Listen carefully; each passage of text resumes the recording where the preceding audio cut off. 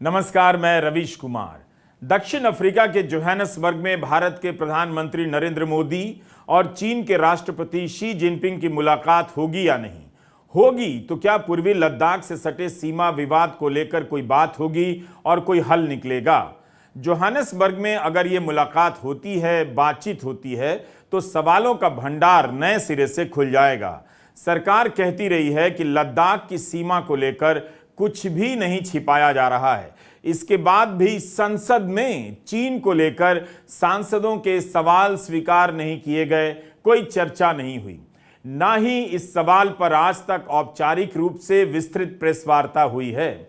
हम आज के वीडियो में बताएंगे कि अप्रैल मई 2020 में भारत और चीन के बीच झड़प के बाद दोनों देशों के बीच कारोबारी दोस्ती तो दिखाई देती है, मगर उसी अनुपात में सीमा विवाद को लेकर कूटनीतिक दुश्मनी भी दिखाई देती है। तो इस वीडियो को पूरा देखिए, नई पुरानी बातों के जिक्र के साथ। प्रधानमंत्री के रवाना होने से पहले भारत के विदेश सचिव विनय क्वात्रा ने प्रेस वार्ता में कहा कि प्रधानमंत्री के कार्यक्रमों को अंतिम रूप अभी नहीं दिया गया है। किससे मिलेंगे, किससे नहीं, इसकी रूपरेखा तय की जा रही है। मगर विदेश सचिव ने साफ साफ नहीं कहा कि दोनों की मुलाकात नहीं होगी। ब्राजील, रूस, इंडिया, चीन और दक्षिण अफ्रीका के पहले अक्षरों से मिलाकर ब्रिक्स बनता है। इसमें आई से इंडिया है। अब इसका प्रधानमंत्री मोदी जोहानिसबर्ग में क्या करेंगे? इंडियन मुजाहिदीन का नाम जपने लगेंगे या ईस्ट इंडिया कंपनी का? आप इस बात से मतलब रखें कि घरेलू राजनीति के इस फटीचर काल में हम किन बातों पर बहस करने लगे हैं। कूटनीतिक मामलों में भी वही हाल होता जा रहा है। पिछले सप्ताह भारत और चीन के बीच सीमा विवाद को लेकर जो बातचीत हुई है, उसके साझा बयान के रुख से उम्मीद की जा रही है कि जोहानिसबर्ग में मोदी और शी की मुलाकात हो सकती है। लेकिन पहले उस मुलाकात की बात जिसे सबने देखा, मगर बात क्या हुई इसका भेद 8 महीने बाद जाकर खुलता है, वो भी चीन की तरफ से। किसी को पता ही नहीं चला भारत में कि बातचीत भी हुई थी। हम उस मुलाकात की बात पहले करना चाहते हैं। नवंबर 2022 में इंडोनेशिया के बाली में G20 की बैठक के दौरान मोदी और शी की मुलाकात हुई थी। अब बातें सामने आ रही हैं कि प्रधानमंत्री मोदी खुद आगे बढ़कर शी जिनपिंग की तरफ गए और उनका अभिवादन किया। दोनों के बीच इस मुलाकात को दुनिया ने देखा, मगर क्या बात हुई इसे ना भारत ने बताया और ना चीन ने। विपक्ष ने खूब सवाल दागे, मगर जवाब नहीं आया।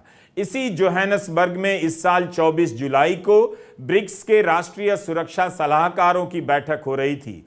इस दौरान भारत के राष्ट्रीय सुरक्षा सलाहकार अजित डोभाल और चीन के राष्ट्रीय सुरक्षा सलाहकार वांग यी की मुलाकात हुई।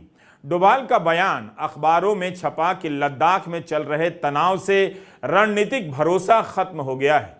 इसी मुलाकात के बारे में जानकारी देते हुए 25 जुलाई को चीन के विदेश मंत्रालय ने अपने बयान में एक लाइन यह जोड़ दी कि भारत और चीन के बीच संबंधों में स्थायित्व लाने के लिए दोनों नेताओं के बीच महत्वपूर्ण सहमति बनी है। इसके बाद सब इधर उधर देखने लगे कि यह महत्वपूर्ण बातचीत कब हो गई और कब सहमति हो गई। तो इसके 2 दिनों के बाद भारत के विदेश मंत्रालय को भी स्वीकार करना पड़ गया कि हां, दोनों के बीच बातचीत हुई थी। 8 महीने के बाद यह भेद खुला, और वो भी चीन की तरफ से। चीन एक तानाशाही देश है, भारत एक लोकतांत्रिक देश है। कायदे से लोकतांत्रिक देश की सरकार को ही बताना चाहिए था। इसके प्रेस को पता होना चाहिए था कि नरेंद्र मोदी और शी जिनपिंग के बीच बातचीत हुई है और महत्वपूर्ण सहमति बनी है। आप जानते हैं कि 2014 के बाद से गोदी मीडिया ग्लोबल बन गया है और मोदी के ग्लोबल लीडर बन जाने की कहानियां दिन रात गढ़ता रहता है। लेकिन उस गोदी मीडिया को भी पता नहीं चला, तब भी पता नहीं चला जब 2020 में, आपको याद दिलाना चाहता हूं, पूर्वी लद्दाख में भारत और चीन के सैनिकों के बीच झड़प हो गई। कई दिनों तक गोदी मीडिया चुप रहा। अजय शुक्ला और सुशांत सिंह जैसे पत्रकार शोर मचाते रहे कि इस पर बात क्यों नहीं हो रही है, खबर क्यों नहीं छप रही है। लेकिन गोदी मीडिया ने इस तरह से बर्ताव किया जैसे पता ही ना हो, कुछ ना हुआ हो। कई दिन गुजर गए, खबर लिखने और देश को बताने में गोदी मीडिया के हाथ पांव कांप रहे थे। इससे शर्म की बात क्या हो सकती है कि एक तानाशाही व्यवस्था वाला देश, लोकतांत्रिक व्यवस्था वाले देश और उसके प्रेस को अपनी तरफ से सूचनाएं देकर चौंका देता है। भारत ने इस बातचीत को क्यों गुप्त रखा? अगर कोई रणनीतिक कारण रहा होगा तो इसका असर भारत चीन सीमा के पूर्वी सेक्टर यानी वास्तविक नियंत्रण रेखा के विवाद पर दिखना चाहिए था, मगर उस मामले में तो कुछ भी प्रगति नहीं हुई है सिवाय बातचीत के चलते रहने के। जाहिर है विपक्ष ने हंगामा शुरू कर दिया कि दोनों के बीच बातचीत हुई है तो देश को अंधेरे में क्यों रखा गया। इस बार बातचीत होने के आसार हैं, क्योंकि जब G20 की बैठक में बात हो सकती है तो ब्रिक्स की बैठक की साइडलाइन में बातचीत क्यों नहीं हो सकती। देखना यह है कि दोनों देश इस बातचीत या मुलाकात को लेकर अपनी अपनी राजनीति के हिसाब से किस तरह की सूचनाएं साझा करते हैं, या देश हित में जनता को कुछ बातें बताते हैं और कुछ बातें नहीं बताते हैं। यह संयोग की बात है कि जिस दिन प्रधानमंत्री जोहानिसबर्ग के लिए रवाना होते हैं उस दिन भी और उसके पहले से कांग्रेस सांसद राहुल गांधी लद्दाख में होते हैं, जहां से थोड़ी दूरी पर भारत और चीन के बीच वास्तविक नियंत्रण रेखा को लेकर विवाद चल रहा है। राजीव गांधी की जयंती के मौके पर इस बार राहुल दिल्ली में नहीं थे, पैनगोंग लेक देखने पहुंचे। यहां से बाइक की सवारी करते हुए राहुल गांधी का वीडियो आया नहीं कि कहा जाने लगा कि मोदी जी की बनाई सड़क पर सवारी कर रहे हैं, तो कई लोगों ने ट्विटर पर अपने कई पुराने वीडियो डाल दिए कि यह सड़क हमेशा से अच्छी रही है। इसे बॉर्डर रोड ऑर्गेनाइजेशन BRO ने बनाया है और वही इसका रखरखाव करती है। इसके अलावा राहुल गांधी लद्दाख में कई लोगों से मिल रहे हैं। उन्होंने यहां कहा है कि लोगों से बातचीत के दौरान सभी ये मानते हैं कि चीन हमारी सीमा में घुस आया है, जबकि PM ने कहा है कि 1 इंच जमीन नहीं गई है। वो सच नहीं है, यहां किसी से भी पूछ लें। राहुल गांधी पहले दिन से चीन के साम्राज्यवादी विस्तार को लेकर आक्रामक रहे हैं, फिर भी बीजेपी उनके सवालों का सीधा जवाब नहीं देती कि अप्रैल-मई 2020 में जब पूर्वी सेक्टर में चीन घुस आया तब प्रधानमंत्री ने चीन का नाम क्यों नहीं लिया, क्यों कहा कि हमारी सीमा में कोई नहीं घुसा है, चीन को क्लीन चिट क्यों दिया। राहुल गांधी प्रधानमंत्री की इस बात को झूठ मानते रहे हैं और हमेशा चुनौती देते रहे हैं, भारत जोड़ो यात्रा के दौरान उठाते रहे हैं। इसका सीधा जवाब न देकर बीजेपी राहुल गांधी पर उल्टा आरोप लगाती है कि चीन से उनकी दोस्ती है। सोचने वाली बात यह है कि अगर राहुल की चीन से दोस्ती होती तो भारत की सीमा में उसके घुस आने को लेकर राहुल गांधी बार बार सवाल क्यों करते। फिर प्रधानमंत्री नरेंद्र मोदी इस मुद्दे पर बोलते नहीं, चीन को क्लीन चिट दे देते हैं कि हमारी सीमा में कोई नहीं घुसा। इस पर बीजेपी के नेता क्या जवाब देंगे? चीन का दोस्त कौन है? The Prime Minister of India is almost, frankly, the only person in the country who's under the impression that the Chinese have not taken any land from India.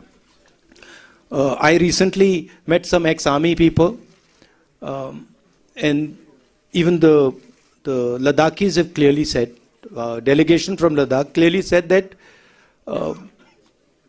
2,000 square kilometers of Indian territory have been taken over by the Chinese.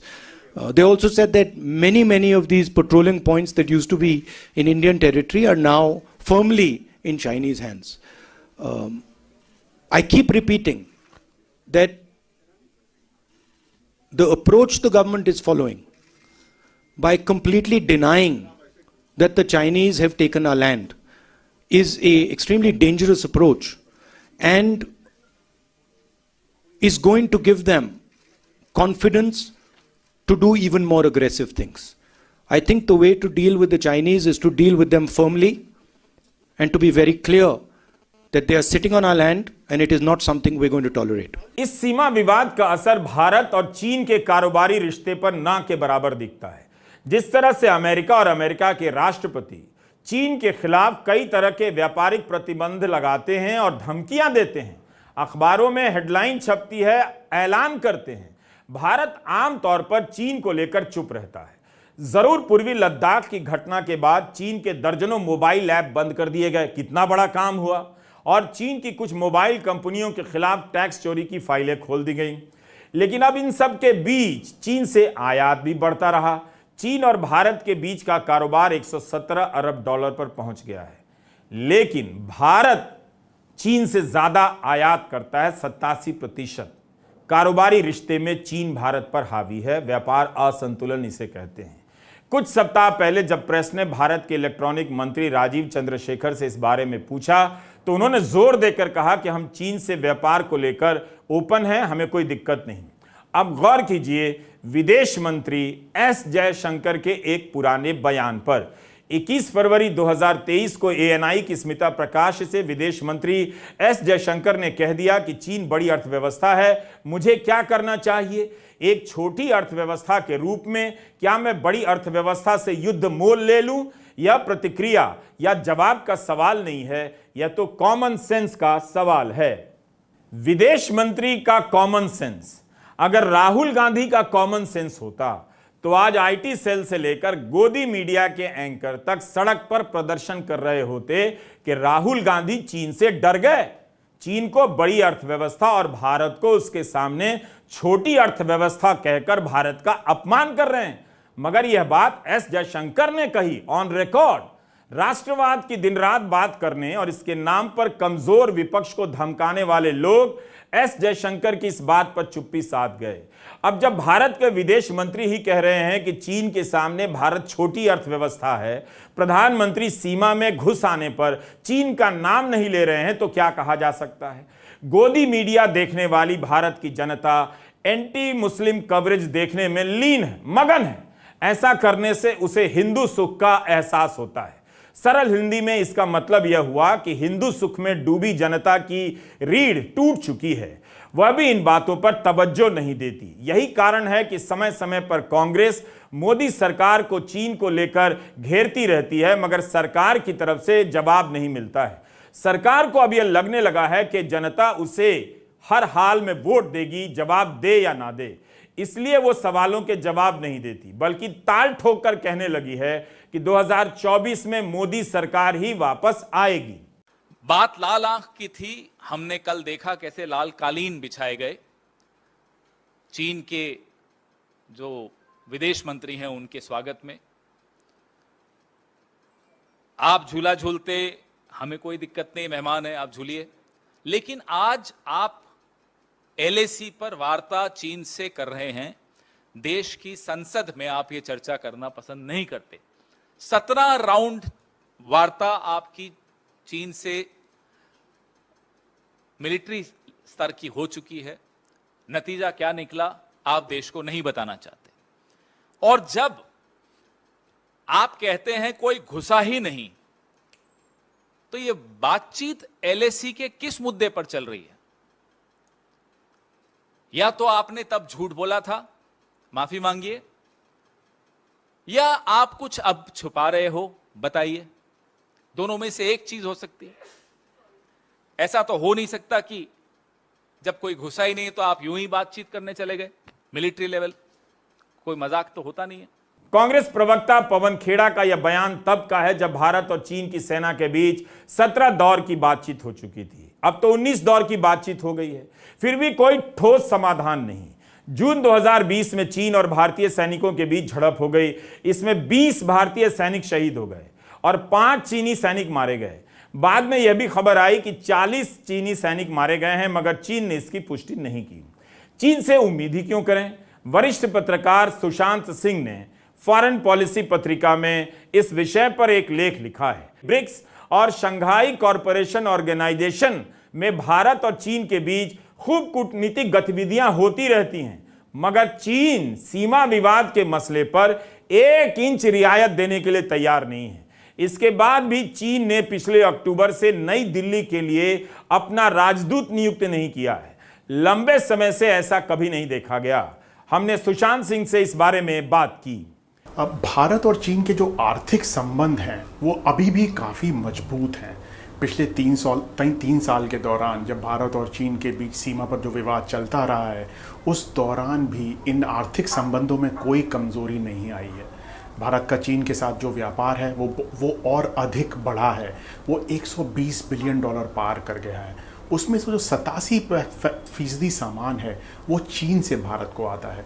Bharat की तरफ से बहुत कम सामान चीन को जाता है।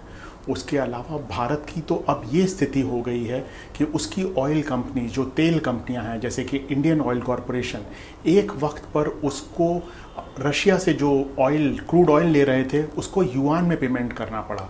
अभी भी जो भारत की प्राइवेट कंपनीज हों, चाहे वो रिलायंस हों, चाहे वो दूसरी कंपनीज हों, जब वो रशिया से क्रूड लेती हैं और उसकी कीमत $60 से ज़्यादा होती है तो वो उसका युआन में पेमेंट करती हैं। तकरीबन 10% क्रूड ऑयल जो भारत में अभी आ रहा है उसका पेमेंट चाइनीज़ करेंसी युआन में हो रहा है। चाइना के जो बैंक्स हैं, मल्टीलेटरल डेवलपमेंट बैंक्स, चाहे वो AIIB हो, चाहे वो NDB हो, भारत को उससे बहुत ज़्यादा ऋण मिलता है।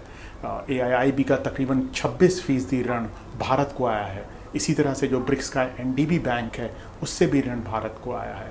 उसके अलावा भारत के जो सोलर सेल मैन्युफैक्चरर्स हैं, जो इलेक्ट्रिक व्हीकल कंपनीज़ हैं, जो इलेक्ट्रॉनिक्स मैन्युफैक्चरिंग है, उसके अंदर जो मशीनरी लगती है, उसके अंदर जो साजो सामान लगता है, उसको लगाने के लिए जो इंजीनियर्स आते हैं वो अभी भी चीन से ही आ रहे हैं। भारत की जो इकोनॉमिक रिलेशनशिप है, जो जिस तरह की उनकी टाइज़ हैं चाइना के साथ, वो बहुत ही ज़्यादा मजबूत हैं और वो किसी तौर पर भी कम नहीं हो रही हैं। उसी दौरान भारत और चीन के बीच जो लद्दाख में बात चल रही है, वहाँ पर डेप्सांग में और डेमचौक में कोई डिसएंगेजमेंट नहीं हुआ है। भारत के जो पेट्रोल्स हैं फ़ौज के, वो अभी भी 26 जगह पर, 26 पेट्रोलिंग पॉइंट्स पर 65 में से नहीं जा पा रहे हैं। डेप्सांग पर जब भारत ने कहा कि बफर जोन बनाया जाए तो चीन ने कहा ये बफर जोन 15-20 किलोमीटर का भारत की तरफ बने, बर्डसे तक जाकर बने, और इससे भारत को और अधिक नुकसान होता। बाकी 5 इलाकों में जहाँ पर कि डिसएंगेजमेंट हुआ है, चाहे वो पेंगोंग लेक हो, चाहे वो गलवान हो, चाहे वो PP-15 हो, PP-17A हो, चाहे वो कैलाश रेंज हो, उन जगह पर भी बफर जोन ज़्यादातर तौर पर भारत के इलाके में ही बने हैं और इससे नुकसान भारत को ही हुआ है। यहाँ पर चीन ने अभी तक कोई कंसेशन नहीं दिया है।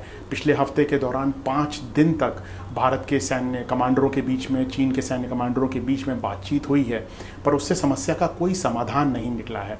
अगर मोदी जी की अभी मुलाकात होती है शी जिनपिंग से जोहानिसबर्ग में, जो जैसा कि लग रहा है, तो उसके क्या नतीजे होंगे? क्या भारत चीन के साथ फिर से दोस्ती करना चाहता है, जबकि चीन हमारी ज़मीन पर कब्जा करके बैठा है पिछले 3 साल से, और हम चाहने के बावजूद भी चीन के साथ अपने आर्थिक संबंधों को कमज़ोर नहीं कर सके हैं, वो मजबूत से मजबूत होते जा रहे हैं। और ये भारत के लिए एक बहुत बड़ी मजबूरी, भारत के लिए एक बहुत बड़ी कमज़ोरी है, जिसको कि भारत पार नहीं कर पा रहा है। ये हाल है। भारत और चीन की सेना के कमांडरों के बीच 19 दौर की बातचीत हो चुकी है। 3 साल में 8 बार साझा बयान जारी हो चुके हैं, मगर जमीन पर कुछ भी नहीं बदला। हालत यह हो गई है कि अब बातचीत के सिलसिले को ही प्रगति कहा जाने लगा है। ऐसा लगता है कि भारत ने इस हालात से संतोष कर लिया है, व्यापार और चीन से कर्जे पर ध्यान देना शुरू कर दिया है।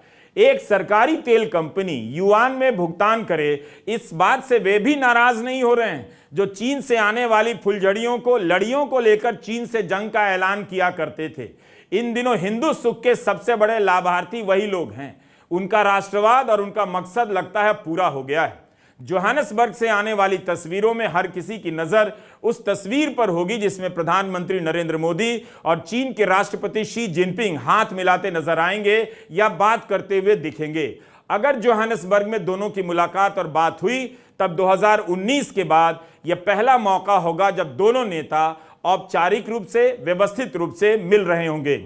आपको याद होगा कि अक्टूबर 2019 में चेन्नई से सटे महाबलीपुरम में प्रधानमंत्री मोदी तमिल वेशभूषा पहनकर जिनपिंग का स्वागत करने चले गए। उस समय आप गोदी मीडिया का कवरेज पलटकर देखिए, चैनल से लेकर अखबार तक कूटनीति में मोदी के मास्टर स्ट्रोक कहने लगे। 5 साल बाद उस समय का मीडिया कवरेज आज कबाड़ में बदल गया है और मोदी और शी जिनपिंग की मुलाकात से ड्रामा का स्कोप खत्म हो चुका है। 17 सितंबर 2014 को साबरमती के किनारे चीन के राष्ट्रपति शी जिनपिंग को झूला झुलाया गया था। झूला झुलाने से पहले मोदी, जिनपिंग और उनकी पत्नी को होटल पर रिसीव करने गए थे। हम कूटनीतिक मामलों को ड्रामा बनाते जा रहे हैं। ड्रामा, इसकी वाहवाही तो उस समय हो जाती है, मगर कुछ समय के बाद इसके हासिल पर चर्चा करने के समय वाहवाही करने वाले गायब हो जाते हैं। चीन को यह सब करने की जरूरत नहीं पड़ी। वह गंभीर रहा और चुपचाप रहा और भारत के साथ धोखा कर गया। गोदी मीडिया, जो एक मंत्री से टमाटर पर सवाल नहीं पूछ सकता है, जो यह बताने में लगा है कि भारत में एक दिन में कितना मोमो खाया जाता है, वह यह सवाल कर ही नहीं सकता कि चीन ने भारत की कितनी जमीन पर दखल जमा लिया है। वो करेगा मगर नेहरू का नाम लेकर, मोदी का नाम लेकर नहीं, वरना जेल की याद दिलाने येल वाली मंत्री आ जाएंगी। संसद में भी चीन को लेकर सवाल करने नहीं दिया जाता है। कांग्रेस सांसद मनीष तिवारी ने 20 दिसंबर 2021 को लोकसभा के स्पीकर ओम बिरला और राज्यसभा के सभापति वेंकैया नायडू, तत्कालीन सभापति वेंकैया नायडू को ट्विटर पर टैग करते हुए 17 सवालों की फोटो डाली थी और अंग्रेजी में लिखा कि राष्ट्रीय सुरक्षा के अस्पष्ट आधार पर लोकसभा सचिवालय द्वारा चीन भारत सीमा स्थिति पर 17 प्रश्नों को अस्वीकार कर दिया गया। ऐसे और भी कई हैं। अप्रैल 2020 से चीन पर एक भी ठोस चर्चा नहीं हुई है। क्या हम एक लोकतंत्र हैं भी? जोहान्सबर्ग से भारत के लिए क्या खबर आती है? मोदी और शी की मुलाकात के बाद चुप्पी साध ली जाएगी या दोनों देश अपने अपने हिसाब से सूचनाएं लीक करेंगे कि हमने ये कर दिया वो कर दिया? आप गोदी मीडिया के कवरेज में देखिएगा कि इस बार ग्लोबल लीडर बन जाने के दावों को ऐसे सवालों से चुनौती देता है या चांद के बहाने खुद को छिपा लेता है। यह 22 अगस्त का दैनिक जागरण है। इसकी बैनर हेडलाइन ध्यान से देखिए। लिखा है कि भारत ने पाकिस्तान पर फिर की सर्जिकल स्ट्राइक। इस हेडलाइन से लगेगा कि सीमा पर स्ट्राइक हुई है, मगर सेना ने इस खबर का खंडन कर दिया है और कहा है कि कोई सर्जिकल स्ट्राइक नहीं हुई है। देश का इतना बड़ा अखबार इस तरह से 2 आतंकियों के मारे जाने की घटना को सर्जिकल स्ट्राइक के रूप में पेश करता है। यह सब किस नेता को महान बनाने के लिए किया जा रहा है, आपको बताने की जरूरत नहीं। जागरण की वेबसाइट पर 2 खबरें हैं। उसकी हेडलाइन में सर्जिकल स्ट्राइक नहीं है। खबर के भीतर एक लाइन में आगे भी लिखा है कि शनिवार रात को की गई सर्जिकल स्ट्राइक। खबर के नीचे एक डिस्क्लेमर भी डाला गया है कि भारतीय सेना ने सीमा पार बड़ी कार्रवाई की है। यह पुष्टि सेना के सूत्रों के हवाले से भी की जा रही है। हमने अपनी खबर में आवश्यक आंशिक बदलाव किए हैं। जागरण ने लिखा है खबर में सीमा पार कार्रवाई की गई है। इस अपडेट के साथ समाचार को अपडेट किया है। जबकि नवभारत टाइम्स की अब खबर देखिए। पीओके में घुसकर कोई सर्जिकल स्ट्राइक नहीं, सेना ने अखबार की खबर का किया खंडन। नवभारत टाइम्स ने लिखा है कि डिफेंस पीआरओ जम्मू ने आज एक बयान जारी कर कहा कि सर्जिकल स्ट्राइक को लेकर एक न्यूज़ प्रकाशित की गई है। मैं आपको बताना चाहता हूं कि ऐसा कोई भी ऑपरेशन राजौरी पुंछ में नहीं किया गया है। कल घुसपैठ की कोशिश नाकाम की गई थी। पीआईबी ने भी अपने फैक्ट चेक में इसे फर्जी बताया है। दैनिक जागरण की यह खबर फर्जी है और यह पहली खबर है। यह इस अखबार की हालत है। तो यह सब हो रहा है आपके देश में। इस तरह से खबरों को पेश करने की चालाकी को पकड़ने में आप आम पाठकों को कम से कम 20 साल लगेंगे। एक अखबार को इस तरह की चालाकी करने की क्या जरूरत थी? ऐसी गलती अगर कोई यूट्यूबर कर दे तो सरकार उसका चैनल बंद कर दे। मगर यह जागरण है। अगर यह जागरण नहीं होता तो रक्षा मंत्री भी ट्वीट कर रहे होते कि खबर गलत है, सूचना प्रसारण मंत्री भी ट्वीट कर रहे होते कि खबर गलत है, मगर यह जागरण है। आप सभी को भारत के चंद्रयान मिशन की कामयाबी की अग्रिम शुभकामनाएं। रूस की असफलता का यह मतलब नहीं कि बाकी मिशन भी असफल ही होंगे, लेकिन चांद पर पहुंचने वाला देश क्या अपने गोदी मीडिया को लेकर गर्व कर सकता है? चांद पर पहुंचकर भी, और लिखिए इस बात को अपने पर्स में रखिए, चांद पर पहुंचकर भी आप गोदी मीडिया पर गर्व नहीं कर सकते हैं। थोड़ा सोचिएगा। नमस्कार, मैं रवीश कुमार।